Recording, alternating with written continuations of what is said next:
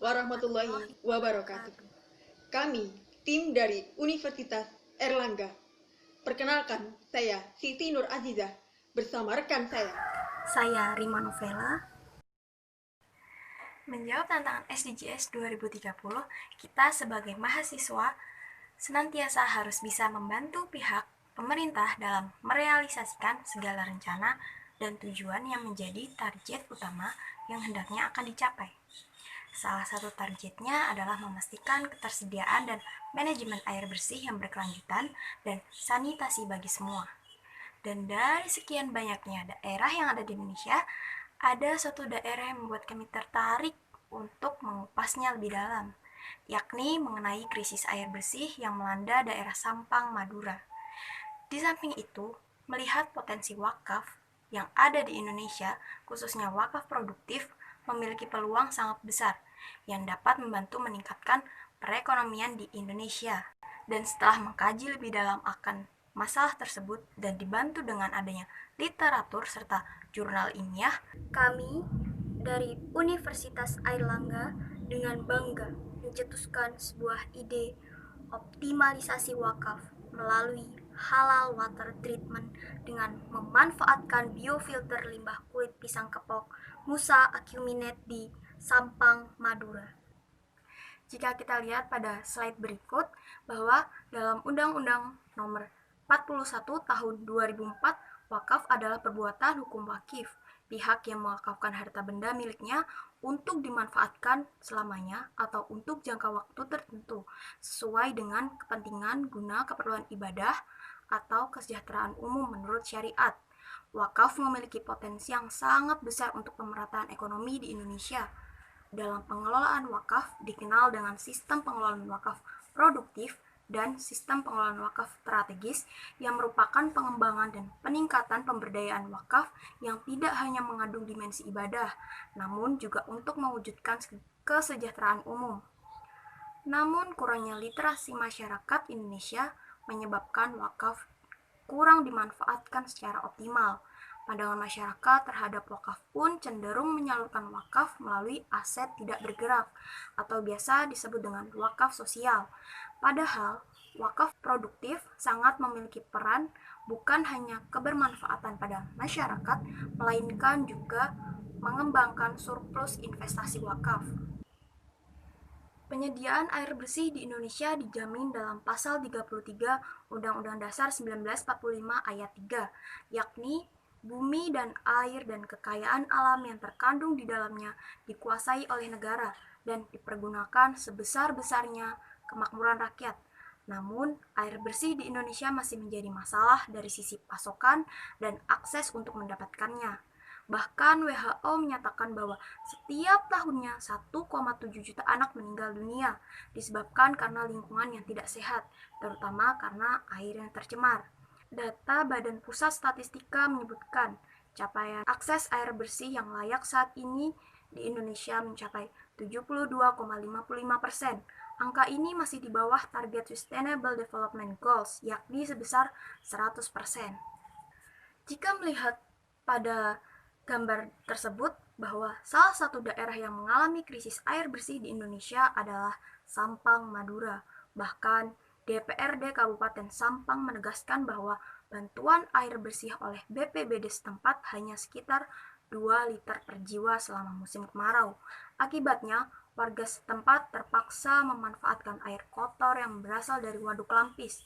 Mereka menggunakannya untuk kebutuhan sehari-hari seperti mandi, masak, minum, dan cuci pakaian. Padahal jika mengacu standar air layak pakai yang diberikan BPOM adalah 0% dari E. coli, yang tentu saja air tersebut tidak termasuk dalam standar layak. Jika hal itu terus dilakukan, maka hasilnya akan semakin memperburuk angka stunting yang ada di Kabupaten Sampang, Madura. Agus Mulyadi selaku Kepala Dinas Kesehatan di Kabupaten Sampang mengatakan 14% dari semua bayi yang ada di Sampang mengalami stunting. Salah satu penyebab dari stunting adalah penggunaan air tidak bersih dan mirisnya sanitasi. Konsep halal water treatment bisa dilihat pada gambar tersebut. Diawali dengan pengumpulan dana wakaf menggunakan metode crowdfunding cash wakaf. Metode ini dapat digunakan oleh institusi wakaf ataupun nazir secara langsung untuk semakin mempermudah mereka dalam pengumpulan wakaf tunai.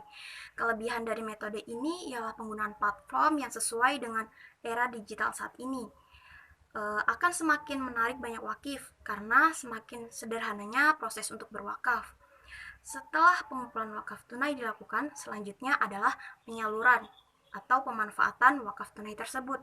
Dalam proyek ini, kami menggunakan skema tidak langsung dalam penyaluran wakaf tunai yang telah terkumpul untuk mewujudkan halal water treatment. Di dalam skema ini, wakaf tunai yang telah terkumpul akan dijaga tetap utuh sebagai wakaf tunai sebesar 50% dan sisanya akan diinvestasikan pada investasi berisiko tinggi sebesar 20% dan pada investasi berisiko rendah sebesar 30%. Investasi ini dimaksudkan agar jumlah awal wakaf tunai tersebut akan tetap ada. Investasi berisiko rendah ialah seperti murabahah dan investasi berisiko tinggi ialah seperti mudorobah. Kemudian, laba yang dihasilkan dari kegiatan investasi yang dilakukan akan dibagi 3. Pada 3 kelompok, yaitu ada kelompok pertama, masyarakat sebagai penerima wakaf dari adanya wakaf sebesar 70%, manajemen institusi wakaf atau nazir sebesar 10% dan 20% akan dikembalikan sebagai harta wakaf tunai di awal. Melalui 70% hasil dari investasi inilah halal water treatment akan diwujudkan. Selain menggunakan wakaf tunai sebagai sumber pengadaan halal water treatment, wakaf tanah juga dapat digunakan dalam membantu penyediaan bahan-bahan untuk alat sanitasi dan tempat untuk alat sanitasi digunakan. Bahan untuk alat sanitasi yang dimaksud tidak lain dan tidak bukan ialah kulit musa acuminate atau kulit pisang kepok. Sehingga tanah wakaf yang awalnya menganggur dapat dimanfaatkan sebagai lahan pohon pisang. Hal ini tentunya dapat meningkatkan pemanfaatan wakaf tanah yang semula hanya menganggur agar mampu dimanfaatkan menjadi lahan yang lebih produktif dan bermanfaat. Dalam Fatwa Majelis Ulama Indonesia nomor 2 tahun 2010 tentang ketentuan air daur ulang, memiliki 2 ketentuan umum. Ketentuan yang pertama adalah air daur ulang merupakan air hasil olahan atau rekayasa teknologi dari air yang telah digunakan atau mustakmal, kemudian air yang terkena najis atau mutanajis, dan air yang telah berubah salah satu sifatnya, yakni rasa, warna, dan bau atau mutaghir, sehingga dapat dimanfaatkan kembali. Kemudian ketentuan umum yang kedua adalah air yang mencapai volume kurang lebih 270 liter atau 2 kolah.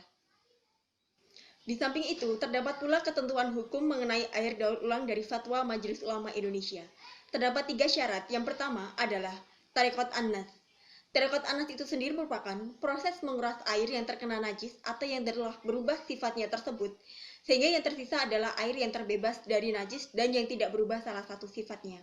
Kemudian yang kedua, terdapat Tariqat Al-Mukasarah. Di sini dengan cara menambahkan air yang suci lagi mensucikan atau tahhir mutahhir pada air yang terkena najis atau mutanajis, atau yang telah berubah, yakni mutaghir, sehingga mencapai volume paling kurang 2 kolah atau 270 liter. Kemudian yang ketiga, terdapat tariqat taghir, di mana tariqat taghir ini adalah mengubah air yang terkena najis atau yang berubah sifatnya dengan menggunakan rekayasa teknologi atau alat bantu yang dapat mengembalikan sifat air yang suci lagi mensucikan. Proses pengadaan halal water treatment itu sendiri terdapat 3 proses. Proses yang pertama kali merupakan menyaringnya dengan menggunakan pasir dan juga kerikil. Dalam tahap ini, air masih dalam keadaan kotor akan dimasukkan ke dalam drum yang sudah diisi dengan pasir dan juga kerikil. Filter pasir dan kerikil ini dipakai dan dirangkai di dalam drum yang mana digunakan sebagai air yang tadinya keruh menjadi jernih. Air yang turun dari penampang pertama akan masuk ke penampang kedua, yang mana penampung yang kedua ini sudah dicampur dengan potongan kulit pisang kepok yang dimaksud tadi. Semakin lama waktu penjernihan, maka hasil penjernihannya pun juga semakin baik. Dalam penampung kedua ini, air akan didiamkan sampai adanya endapan. Proses yang ketiga yaitu dengan penurunan kandungan zat kapur menggunakan media zulit alam dan juga karbon aktif. Air daur ulang, sebagaimana dimaksud di atas, dapat dipergunakan untuk berwudu, mandi, mensucikan najis dan juga istinja, serta halal diminum. Digunakan untuk memasak dan kepentingan lainnya, selama tidak membahayakan kesehatan. Setelah melewati 3 proses penyaringan tersebut, air akan didistribusikan kepada masyarakat melalui pipa-pipa, serta beberapa akan disimpan di tandon sebagai cadangan ketika musim kemarau datang. Sumber utama air bagi masyarakat tetap adalah air PDAM. Sedangkan air hasil proses olahan halal water treatment akan difokuskan sebagai cadangan utama ketika kekeringan melanda daerah Sampang, Madura.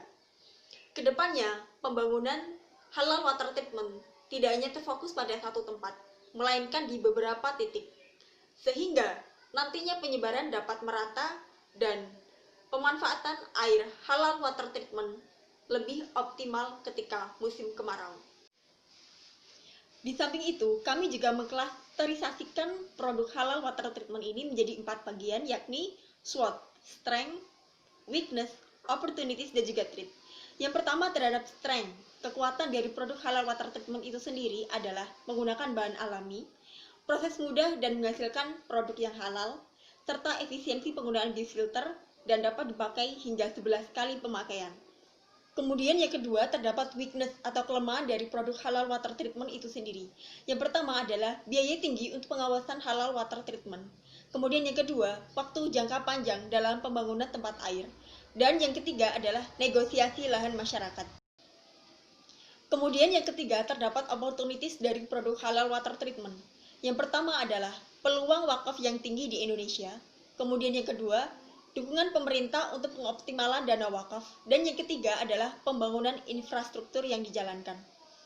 Dan di samping itu terdapat pula threat atau ancaman dari produk ini, yakni adalah proses izin kerja yang alot dan juga resiko pemberhentian pembangunan akibat dana.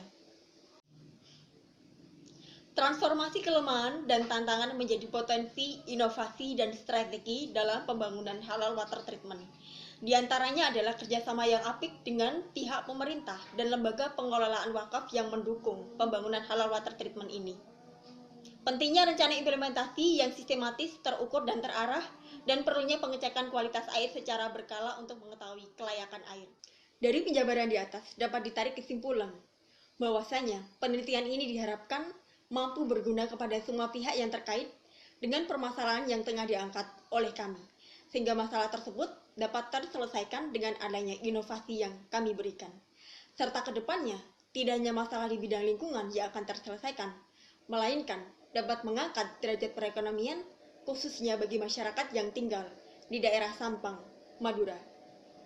Tak lupa pula, kami juga memberikan saran, baik kepada Badan Pengelola Wakaf dan juga pihak pemerintah di daerah Sampang, Madura, untuk tetap menjaga lingkungan agar tetap stabil dan optimalisasian dana wakaf. Yang mana salah satu caranya adalah membantu merealisasikan penelitian yang kami angkat saat ini, sehingga ke depannya ide dan inovasi kami dapat bermanfaat bagi masyarakat luas. You will never solve poverty without solving water and sanitation. Sekian yang dapat kami sampaikan di sesi presentasi kali ini. Kurang lebihnya terima kasih. Wabillahi taufiq walhidayah. Wassalamualaikum warahmatullahi wabarakatuh.